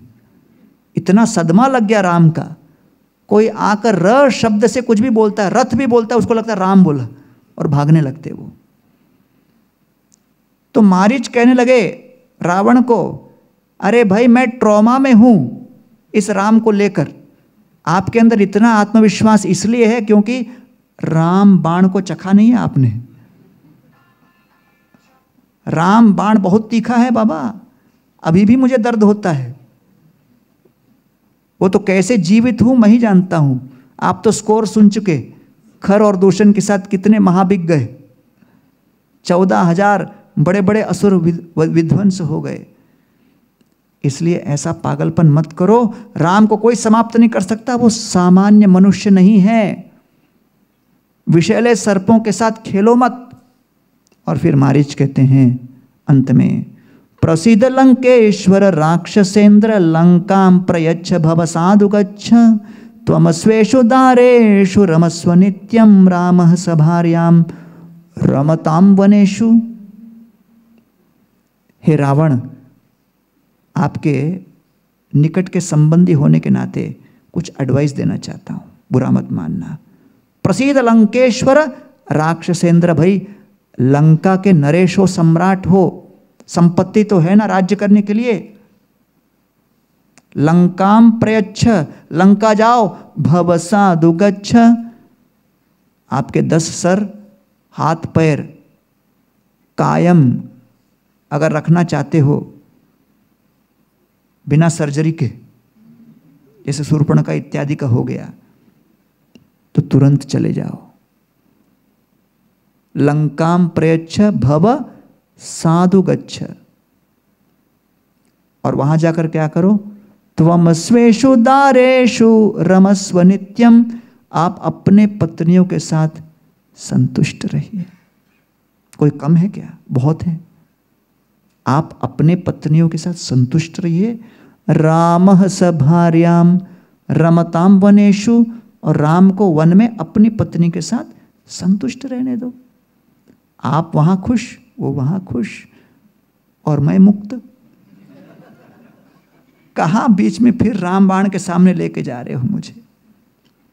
तो इसलिए रावण, आपके सुरक्षा के आशंका से मैं आपको एक चेतावनी दे रहा हूं, शुभ चिंतक हितैषी के रूप में मेरे इस अमृतवाणी को सुन लो। अब मारीच की वाणी को सुनकर मारीच अंत में कहते हैं ये 2 श्लोक 3:37, 2 और 4। सुलभा पुरुषा राजन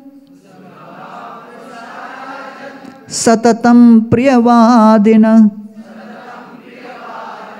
अप्रियस्य तु पथ्यस्य वक्ता श्रोता च दुर्लभः। हे राजन, बहुत आसान है उन लोगों को ढूंढना जो केवल मीठी मीठी बातें करके चापलूसी करें, लेकिन जो कड़वे सत्य हैं, जो सुनने के लिए बड़े दुष्कर होते हैं, भीषण होते हैं, ऐसे कड़वे सत्य को बोलने वाले और सुनने वाले बहुत दुर्लभ मिलते हैं। आपकी भयंकर योजना में मैं हस्तक्षेप करके बाधा बन रहा हूं, इसलिए आप क्रोधित हो जाओगे, लेकिन मैं जो एक एक शब्द सुनाया हूं रामचंद्र जी के बारे में, कड़वा सत्य है। अगले श्लोक में कहते हैं, अपि स्वस्ति भवेत्तात सर्वेषां भुवि रक्षसाम् अपि रामो सुसंक्रुद्धः कुर्यात् लोकम् अराक्षसम्। अपि स्वस्ति भवेत् भुवि रक्षसाम् सर्वेषां भुवि रक्षसाम्। देखिए, इस पृथ्वी पर सभी राक्षसों का स्वस्ति हो, भला हो, सभी राक्षसों के आँख, हाथ, पैर सब कायम रहे। I pray for the राक्षसास। Marich कह रहे हैं उन सब का मंगल हो, भला हो। अपि रामो संक्रुद्ध, सुसंक्रुद्ध, क्रुद्ध क्रोधित, संक्रुद्ध भयंकर क्रोधित, परफेक्टली एंग्री। सुसंक्रुद्ध अर्थात गगनचुंबी ज्वालामुखी जैसे क्रोध। कुर्यात लोकम, और ऐसे राम अगर क्रोधित हो गए तो क्या कर देंगे? लोकम अराक्षसाम, पूरे ब्रह्मांड को अराक्षसम कर देंगे, राक्षसों से ही विहीन कर देंगे। The world will become extinct of राक्षसास, अराक्षसम। इस प्रकार उनका कहना है। फिर अगले श्लोक में वो अपना निर्णय दे देते हैं। रावण, मारीच कह रहे रावण को, अपि ते जीवितांताय नोत्पन्ना जनकात्मजा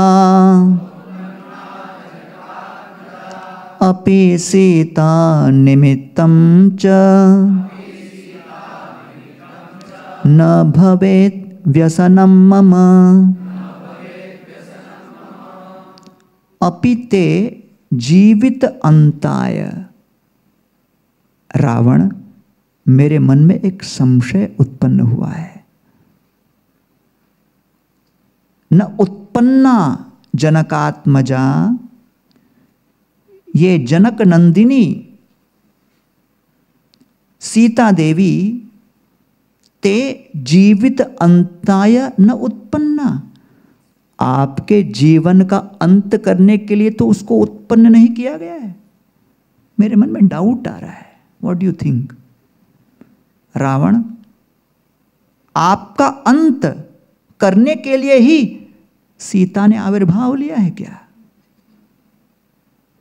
अपीते जीवित अंताय न उत्पन्ना जनकात्मजा।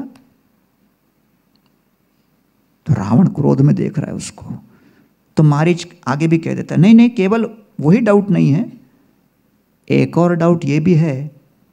अपि सीता निमित्तम च, सीता निमित्त तो नहीं बनने वाली, भवेत व्यसनम मम, मेरा भी बैंड बजन है। तो रावण को कह रहा है, भाई आपके और मेरे मृत्यु का ही निमित्त बनकर कहीं ये प्रकट तो नहीं हुई है? लेट अस डिस्कस बाबा, भावावेश में मत आओ, सोचो थोड़ा। तो बड़े प्रेम से और मधुर शब्दों से समझाने का प्रयास कर रहे हैं, है कि नहीं? लेकिन ये समझने के मूड में नहीं है। तो इस समय बड़े क्रोध में आकर, अच्छा आगे वो कहते हैं नेक्स्ट वर्स में, वृक्षे वृक्षे च पश्यामि चीर कृष्ण जिनांबरम गृहीत धनुषं रामम पाशहस्तम इवांतकम।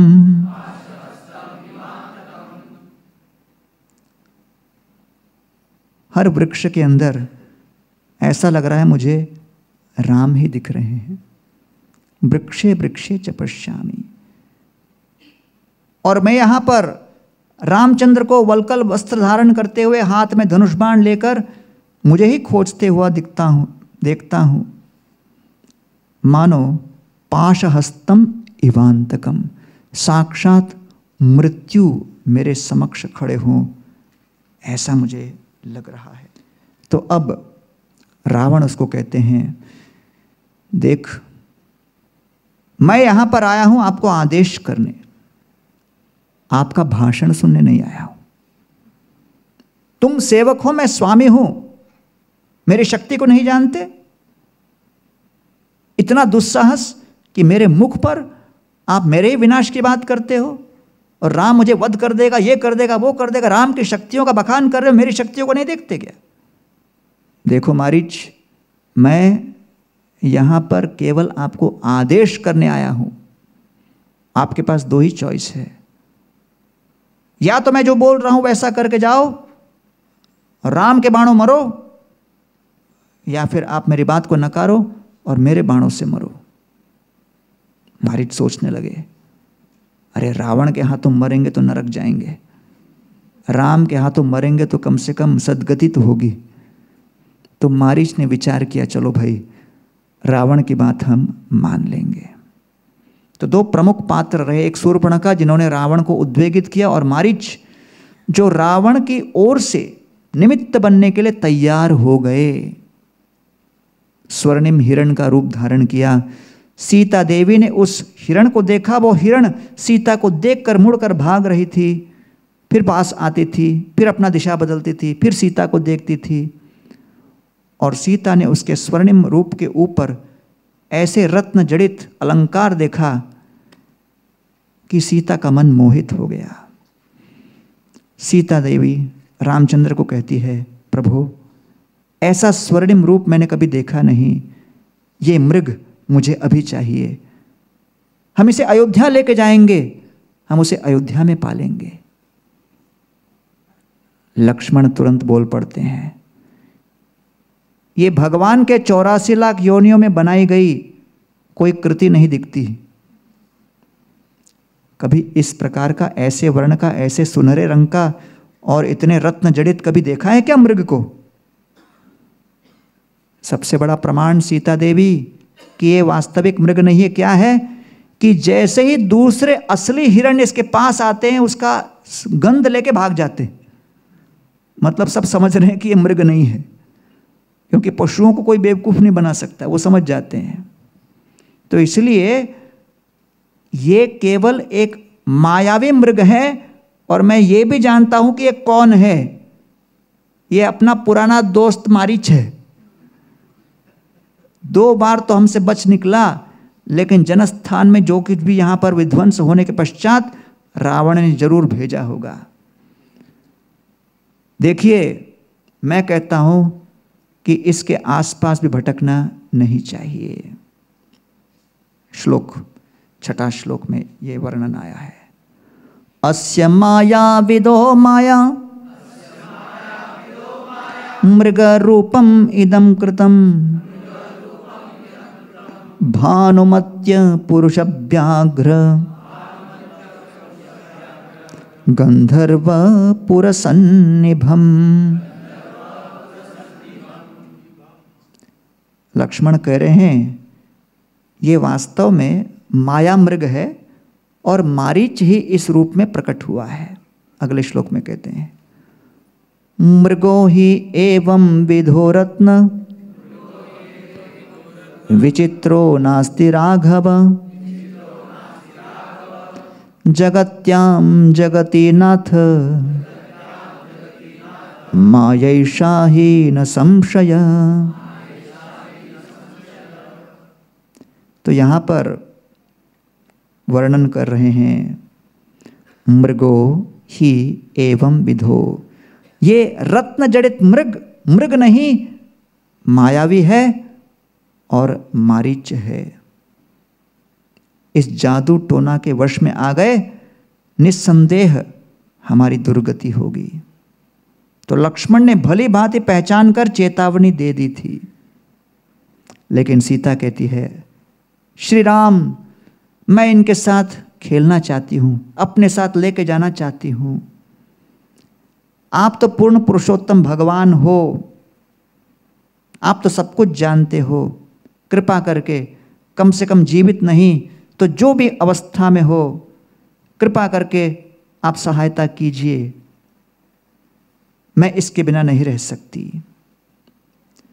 तो अब सीता कहती है अगले श्लोक में आर्यपुत्राभिरामोऽसौ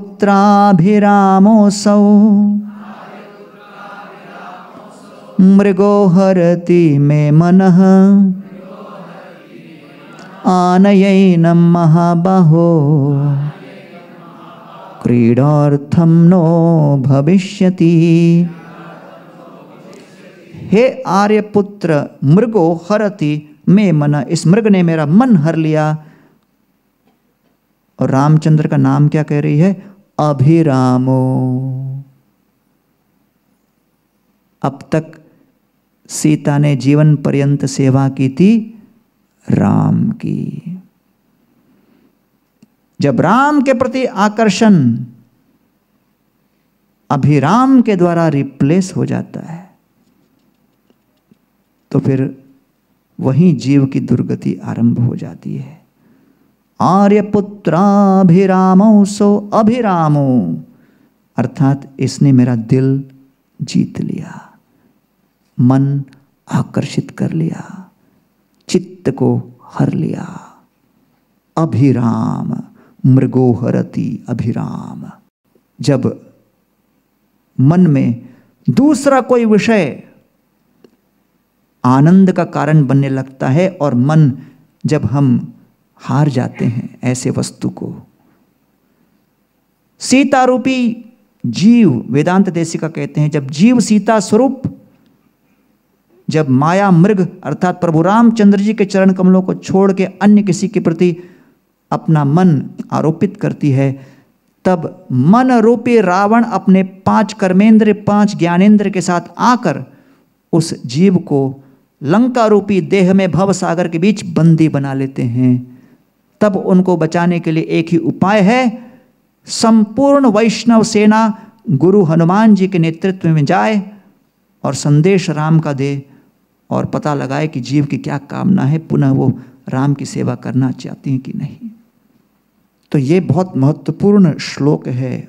आर्यपुत्र अभिरामो असौ मृगो हरति। जब तक सीता देवी का मन रामचंद्र की सेवा में पूर्णतः आविष्ट था तब तक वो सुरक्षित थी। जब तक भक्ति में, साधना में, सेवा में, संबंधों में हम मन आविष्ट रखेंगे, कृष्ण तत्व में ही आविष्ट मन रखेंगे, तब तक हमारा आध्यात्मिक जीवन सुरक्षित है। जैसे ही कृष्ण कृष्ण तत्व, कृष्ण भक्त, कृष्ण नाम, कृष्ण कथा को छोड़कर अन्य किसी वस्तु, व्यक्ति, विषय, परिस्थिति में मन आविष्ट होने लगेगा, अभिराम, उसमें हम आनंद लेने लगेंगे। That is the beginning of distraction and distraction is the beginning of destruction. और इसलिए परीक्षित महाराज कहते हैं तमोपयंतम प्रतियंतु विप्रा गंगा च देवी धृतचित्तमीशे द्विजोपसृष्ट कुहकस्तक्षको वा दशत्वलं गायत विष्णुगाथा। चक्रवर्ती सम्राट स्वरूप 7 दिन 7 रात में मेरी मृत्यु होने वाली है, परीक्षित कह रहे हैं। लेकिन मुझे तक्षक के द्वारा डसे जाने का भय नहीं। गंगा देवी को साक्षी मानकर सारे ऋषि मुनिगण इस बात को सुन लें। I am not scared of the destruction of my body. I am fearful about the distraction of my mind. Materialist और spiritualist में यही एकमात्र अंतर है। Materialist is fearful of destruction of body. Spiritualist is fearful of distraction of mind. भौतिकवादी कौन? जो शरीर के नाश से घबराता है। क्यों? क्योंकि उसके लिए भोग और आनंद का साधन ही शरीर है। शरीर न हो तो इंद्रिया न हो, इंद्रिया न हो तो इंद्रिय तृप्ति कैसे हो? तो शरीर के नाश की आशंका से घबरा जाता है। और आध्यात्मिकवादी कौन? जो मन और इंद्रियों के भटकने से घबराए। तो इसलिए आर्यपुत्र अभिरामोसौ मृगो हरति में मन। ओ, मेरा मन इस मृग की ओर आकर्षित हो गया। ये मृग मेरा मन हर रहा है। कोई वस्तु हमारा मन कब हरती है? जब उस वस्तु से हमें अभिराम, प्लेजर, सुख मिलने लगता है। तो इसलिए जब सीता देवी का मन उस स्वर्णिम मृग की ओर आकर्षित हुआ, जैसे साधक का मन कृष्ण को छोड़कर अन्य किसी वस्तु व्यक्ति के प्रति आकर्षित होने लगता है, भक्ति तत्व, कृष्ण तत्व, प्रेम तत्व को छोड़कर अन्य इस भौतिक जगत के तत्वों में हम सुख आनंद ढूंढने लगते हैं, फिर चखने लगते हैं। वही पुराना विषयाविष्ट मन और स्मरण लौट के आता है और धीरे धीरे रावण रूपी मन हमको वशीभूत कर लेता है। तो यहां पर द्वंद्व उठ गया है। लक्ष्मण कह रहे हैं ये मारीच है, मारो गोली इसको। सीता कह रही है नहीं, ये स्वर्णिम मृग मेरा मन लुभा रहा है, मुझे इसे लेके चलना है। अब दोनों के बीच परस्पर द्वंद्व चल रहा है। बीच में फंस गए कौन? राम। अब राम की क्या प्रतिक्रिया है, ये हम लोग चर्चा करेंगे आराम के बाद। बहुत बहुत धन्यवाद। हरे कृष्णा।